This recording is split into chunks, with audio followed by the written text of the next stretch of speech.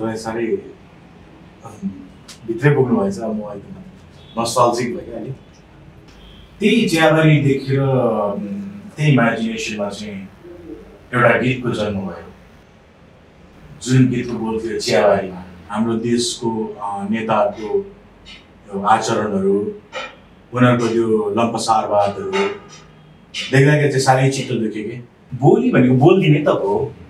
जस्तै संविधानमा लेखेको कुराहरू सबै लागू भएको छ त छैन नि, लेखिदिने त हो। इन्डिजिनियस भनेको भिन्दै कुरा हो, ट्राइबल भनेको भिन्दै कुरा हो, तर जनजाति भनेको चाहिँ अलिकति त्यस्तै किसिमको छ होइन। र यो हक अधिकार दिनु इन द सेन्स राज्यमा सबै एक एकवटा राज्य दिनुपर्छ भनेको होइन क्या, उनीहरूलाई कमसेकम एड्रेस गर्नु पऱ्यो नि। मास्टर्स लेभलको मान्छेहरू त हुन त म त धेरै पछि पढेको मान्छे, छोरीसँग पढ्दैछु होइन, छोरी मसँगै पढिरहेको मास्टर्स होइन, रहर लागेर।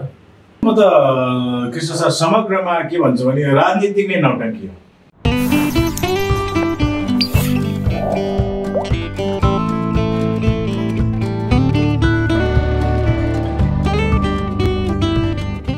नमस्कार, आज हामी मन्थन टुडेमा छौँ। एउटा सानो रहरहरूबाट सानो चौतारीहरूतिर आफैले दुःख गरेर रहरमा साङ्गीतिक यात्रा सुरु गर्नुभएको, अथवा उहाँलाई त्यतिखेरसम्म पनि थाहा थिएन म साङ्गीतिक यात्रालाई सुरु गर्दैछु, तर जब समय बित्दै गयो 10 वर्षसम्म पछाडि आइपुग्दा मात्रै महसुस भयो साँच्चै हामीले सङ्गीतलाई अँगालिसकेका रहेछौँ। एउटा जीवन्त ब्यान्ड दि एक्स ब्यान्डका भोकलिस्ट, बेस गिटारिस्ट, बहुप्रतिभाशाली कलाकारलाई आजको मन्थन टुडेमा हामीले निम्तो गरेका छौँ। उहाँ हुनुहुन्छ शिव मुखिया। उहाँलाई स्वागत गरौँ।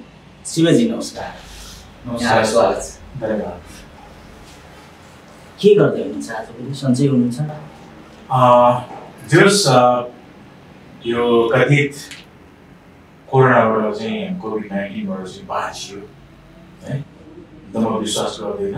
यो त पेन्डेमिक होइन, अब सोपर टाइम जस बाँचेको छु त्यति लाग्छ। एक्स ब्यान्डको कुरा गरौँ। मैती देवी मन्दिरको चौतारीहरूमा अनि दुःखले त्यतिखेर यस्तो प्लेटफर्म पनि थिएन, एउटा क्यासेट चक्का बनाउनु पर्थ्यो, त्यो क्यासेट चक्का एउटा कार्टुनमा राखिन्थ्यो। त्यतिखेर ती 2-3 जना युवा केटाहरू बाटोमा हिँड्दै गरेको यात्रुहरूलाई आउनुहोस् न एउटा चक्का लिनुहोस् प्लिज। एक्स ब्यान्ड त्यसरी सुरु भयो मेरो रिसर्चमा। त्यो जिन्दगीहरूलाई सम्झिँदा यहाँलाई कस्तो लाग्छ? तपाईँ साह्रै भित्रै पुग्नुभएछ। म एकदम नस्टाल्जिक भयो क्या अलिक। त्यो वास्तवमै त्यो जीवनलाई हामीले सम्झिँदाखेरि एउटा नस्टाल्जिक फिल हुन्छ, एउटा इमोसनल अट्याचमेन्ट गाँसिएको हुन्छ त्यसमा होइन। वास्तवमै त्यो अहिलेको हिसाबले त्यो राम्रो त्यो होइन होइन, राम्रो चाहिँ म मान्दिनँ। किन भन्दाखेरि मेरो गाना सुनिदिनुहोस् न भनेर त्यो एउटा जबरजस्ती त्यो रिक्वेस्ट गर्नु होइन, त्यो भनेको त राम्रो कुरा त होइन नि। तर पनि त्यो एउटा सम्झिँदा त साह्रै आनन्द आउँदो रहेछ। त्यहाँबाट हामी यहाँसम्म आइपुगेछौँ, त्यो जर्नी, त्यहाँदेखिको यहाँसम्मको जर्नी सम्झिँदाखेरि चाहिँ साह्रै मतलब आनन्द आउँदो रहेछ, एउटा नस्टाल्जिक फिल हुँदो रहेछ, एउटा इमोसनल अट्याचमेन्ट हुँदो रहेछ त्यसमा।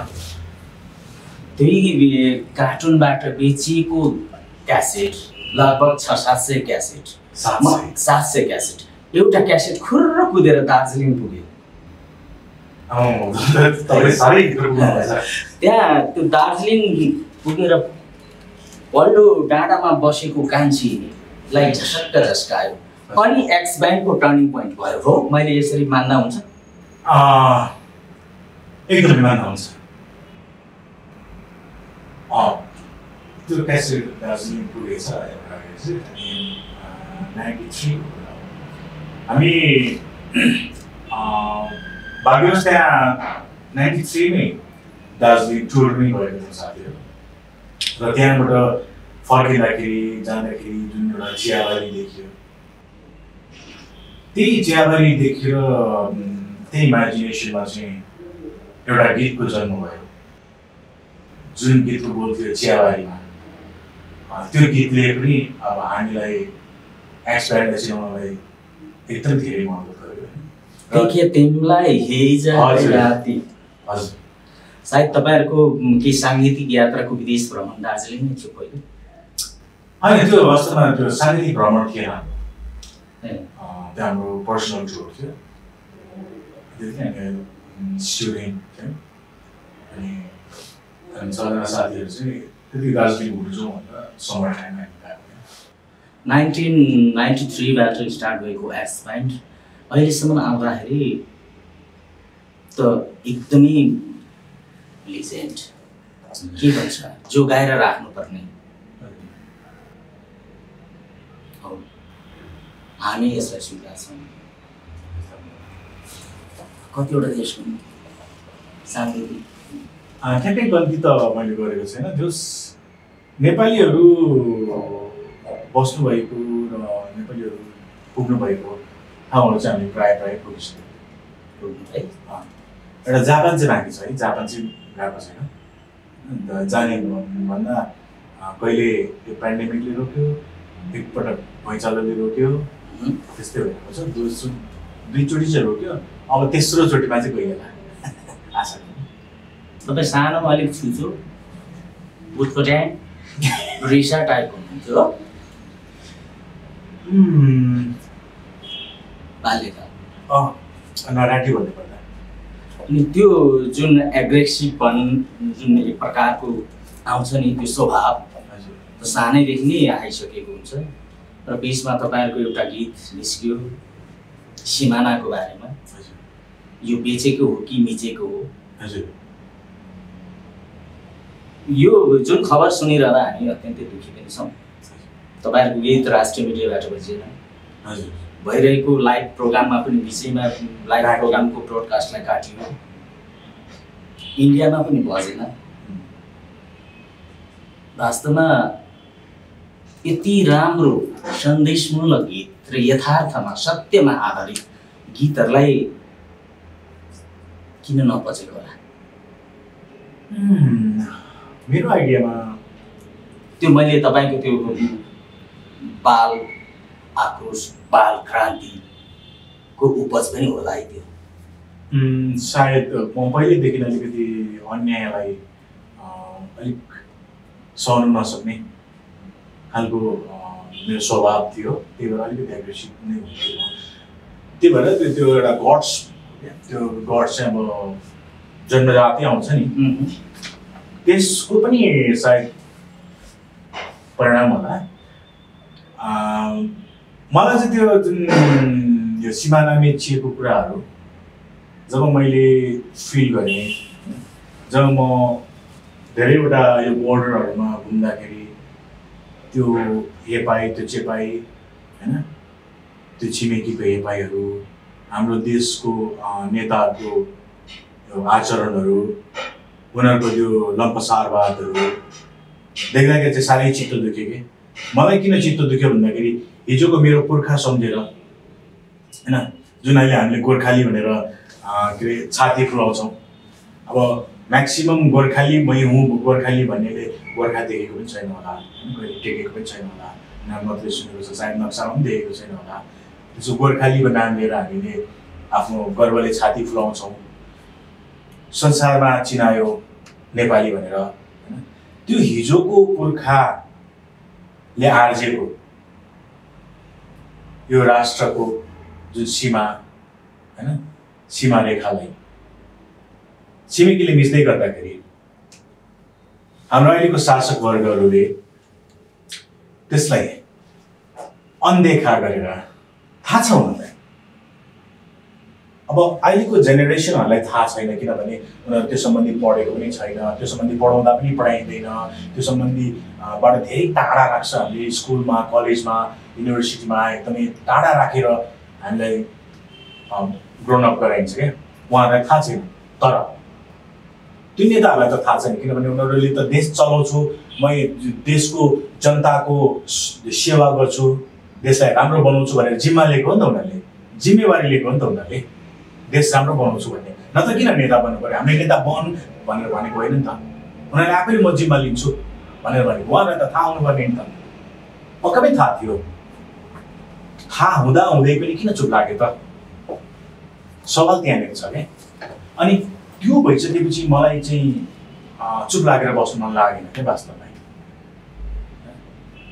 त्यही भएर मैले मनको भडास पोखेको हो कि, त्यही भएर त्यो एल्बमको नाम पनि मैले भडास भनेर राखेँ। भडास, हजुर, त्यो एल्बमको नाम पनि भडास। अनि म चाहिँ के चाहन्छु भन्दाखेरि त्यो मेरो गीत होइन कि, त्यो एउटा म्यासेज हो होइन, त्यसलाई गीत म भन्दिनँ क्या।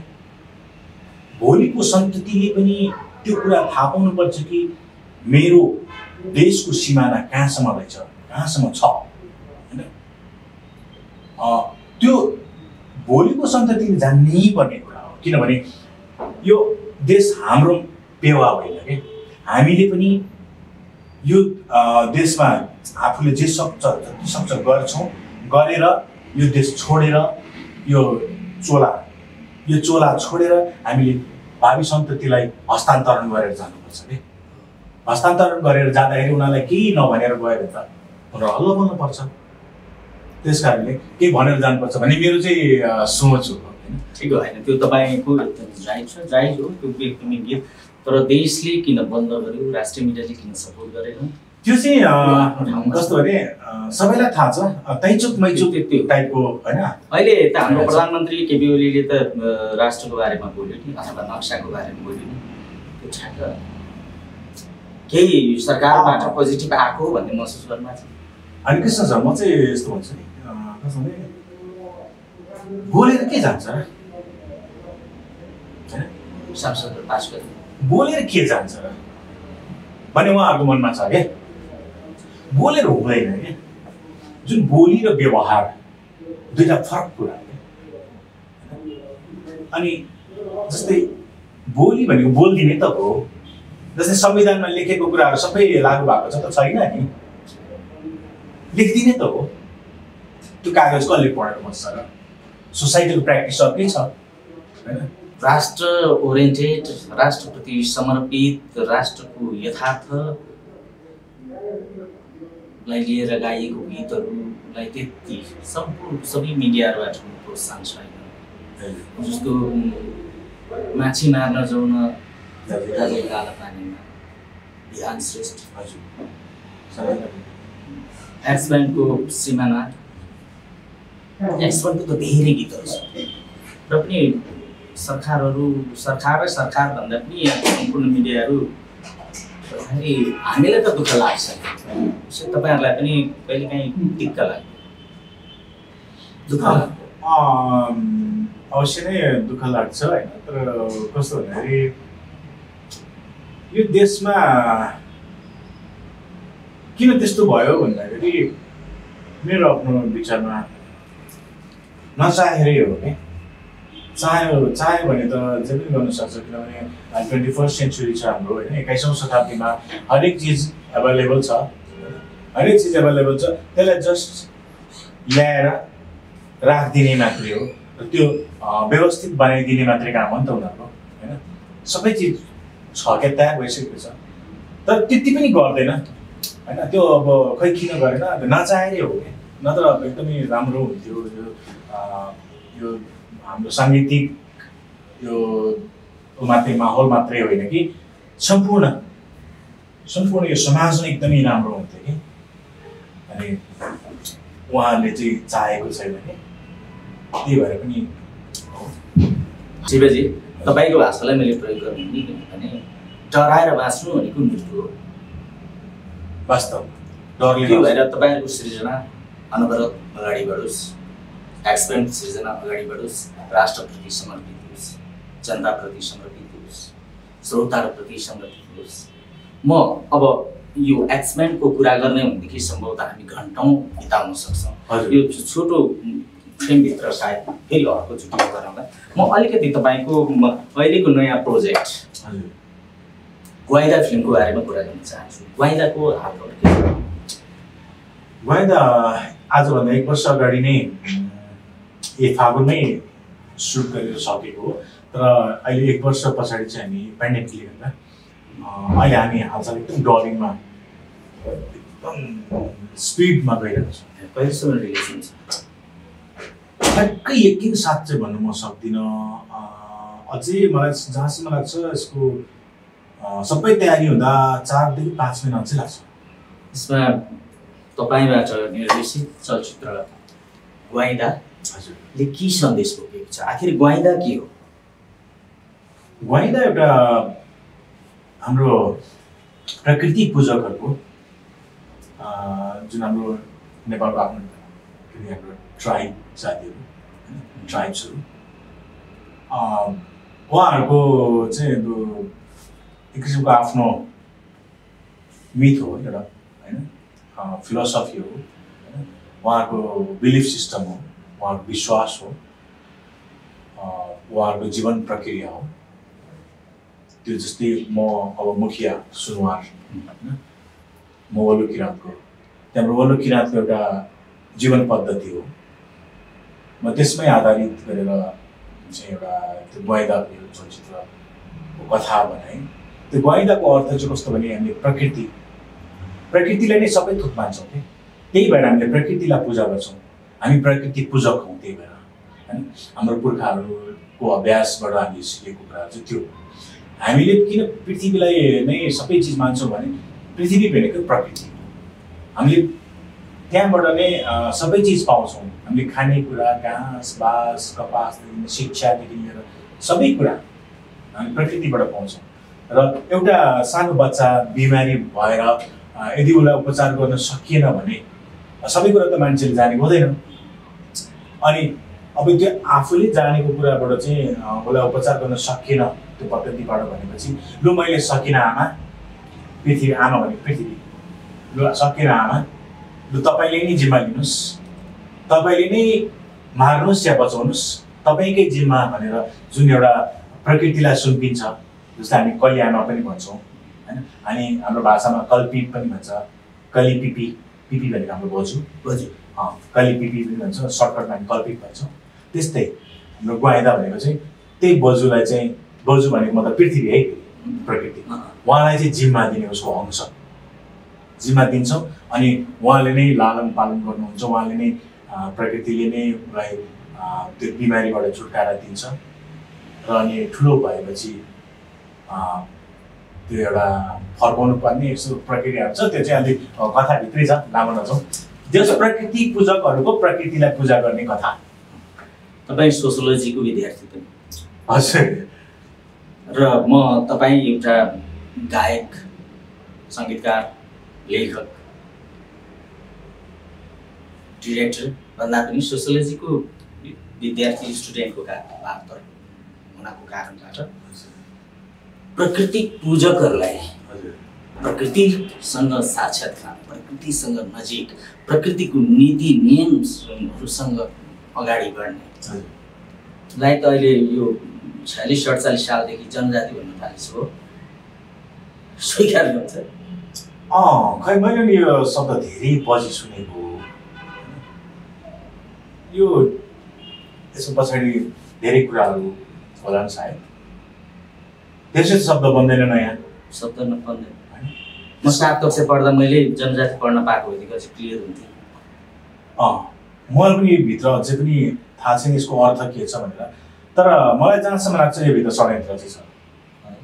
मलाई चाहिँ त्यस्तो लाग्छ है यो शब्द, किनभने यो कहीँ पनि बोलिँदैन, यो चाहिँ नेपालमै मात्रै बोलिन्छ, नेपालकै मात्रै शब्द हो। इन्डियामा बोलिन्छ, इन्डियामा आदिवासी भनिन्छ, जनजाति भनिँदैन।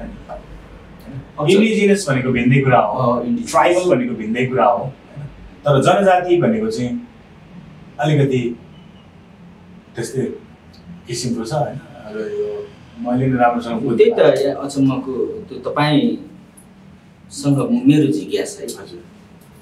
एउटा सानो भ्रुसुलमा भए पनि सानो झन्डा गाडेर राज्य गरेका राजकुमारहरू अहिले जनजाति बन्न पर्दाखेरि, हुन पर्दाखेरि राज्यले नबुझेको हो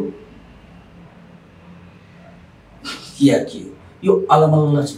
आखिर यही तरिकाले समाज फरक सबैलाई आफ्नो हक अधिकार दिलाउनु पर्यो, दिनु पर्यो नि त।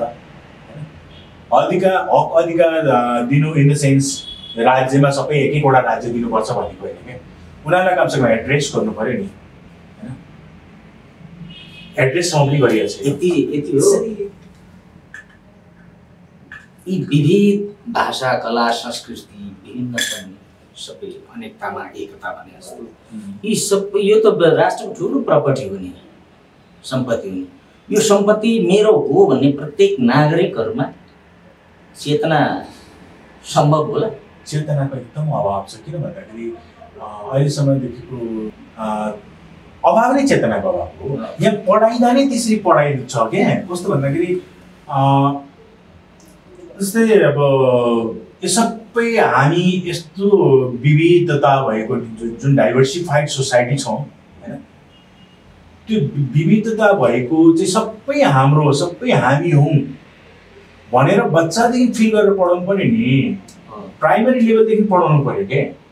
तपाईँको जातको कुरा हेर्नुहोस् न। म किन अघिदेखि म त्यो शब्दले द्वन्द्वतिर धकाल्दैछ भनेर भन्न खोजिरहेको छु भन्दाखेरि जातको कुरा हेर्नुहोस्।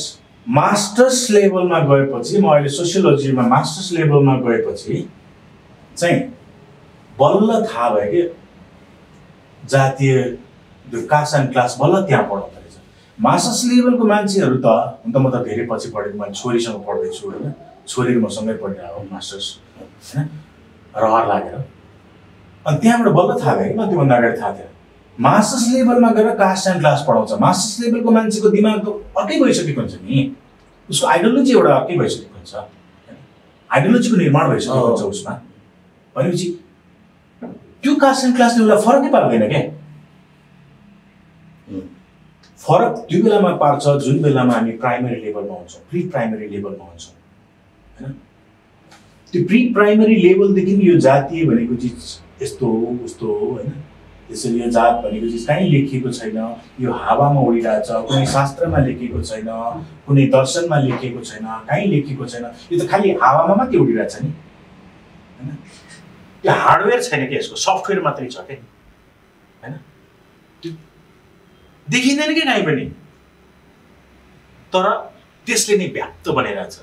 यो कुरालाई त प्राइमेरी लेभलबाट पढाउँदै गयो भने मास्टर्स लेभलमा पुग्दा त उसलाई त जात भनेको मतलबै हुँदैन कि, सिर्फ मानवताको मात्रै मतलब हुन्छ कि, समाजको मात्रै मतलब हुन्छ कि। त्यस्तो जेनेरेसन चाहिँ हामीले 30 देखि 40 वर्षसम्ममा उत्पादन गर्ने हो भने, 3 देखि 4 जेनेरेसन उत्पादन गर्ने हो भने यो जातीय भन्ने चिज हट्छ कि। तर यो हट्यो भने फेरि राजनीतिज्ञहरूलाई बेफाइदा छ, लडाउन पाइँदैन। भोटर ब्याङ्कहरू हट्छ। अब राम्रो प्रोपर शिक्षा पाएपछि त रङ के हो राइट के हो त सबै थाहा हुन्छ नि त। रङ के हो राइट के हो थाहा पाएपछि मैले भोट कसलाई दिने त थाहा हुन्छ नि त। अब अहिले त कस्तो छ भने जसले मासु भात खुवाउँछ, बियर खुवाउँछ, मोटरसाइकलमा पेट्रोल हालिदिन्छ, उसैलाई भोट दिने हो नि त, होइन? त्यो चेतना छैन नि त। एजुकेटेड बनायो भने त चेतना भरिन्छ। त्यस कारणले उनीहरूले यो चाहँदैन, त्यसैले द्वन्द्व भइरहोस् भनेर अनेक थरीको प्रोपोगन्डाहरू, जस्तै जनजाति शब्दको कुराहरू भयो, होइन, यो छुवाछुतहरूको कुराहरू भयो, अनेक थरीको कुराहरू। यसरी नै यो समाजलाई चाहिँ अनेकतामा एकता मात्रै नारामा मात्रै दिएछ। मैले भने शब्द मात्रै क्या, शब्द खेलिरहेको छु अहिले। कुराकानी त अब लामो गर्नु मन लाग्छ। अहिलेको यो नौटङ्गी र नाटकै हो भन्नेलाई यो राजनीतिक पृष्ठभूमि यो जुन चलखेल भइरहेछ, बिजुली पार्ट र प्रचण्ड पार्ट माधव यी दुई पक्षको होइन, यो लडाइँलाई कसरी हेर्नु भएको छ? यो लडाइँलाई भन्दा नि म त कृष्ण सर समग्रमा के भन्छु भने राजनीतिक नै नौटङ्की हो। राजनीतिक नै एउटा नौटङ्की हो। राजनीतिक वास्तवमै राजनीतिक छैन कि नेपालमा, होइन? विश्वमा विकसित राष्ट्रहरूको राजनीति चाहिँ साँच्चीकै राजनीति हो। यहाँको राजनीतिक चाहिँ नौटङ्की हो, नाटकै नौटङ्की नै हो वास्तवमै। शिवजी, हजुर, यहाँको ग्वाइडा चलचित्र चाँडो सकियोस् र चाँडो रिलिज होस् र चाँडो हामीले हेर्न पाऊँ। यहाँलाई धेरै धेरै सफलताको शुभकामना। साथै दि एक्स ब्यान्डले अब गोल्डन जुब्ली मनाओस्, पुस्तान्तरण होस्, तपाईँहरूको अनुभव, तपाईँहरूको भावना, तपाईँहरूको विचार पुस्तान्तरण होस्, सदा युग युगसम्म बाँचिरहोस्। यहाँ अत्यन्तै व्यस्तको बावजुद पनि हामीलाई समय दिनुभयो। यहाँलाई धेरै धेरै धन्यवाद। म पनि तपाईँलाई धेरै धेरै धन्यवाद भन्न चाहन्छु किनभने उहाँदेखि आएर मलाई सम्झिनु भयो है। त्यसको लागि मेरो एक्स ब्यान्डको तर्फबाट र मेरो बुवाइला वेटा टिमको तर्फबाट म तपाईँ लगायत हाम्रो टिमहरूलाई, म क्यामेरा टिमहरूलाई म धेरै धेरै धन्यवाद दिन चाहन्छु।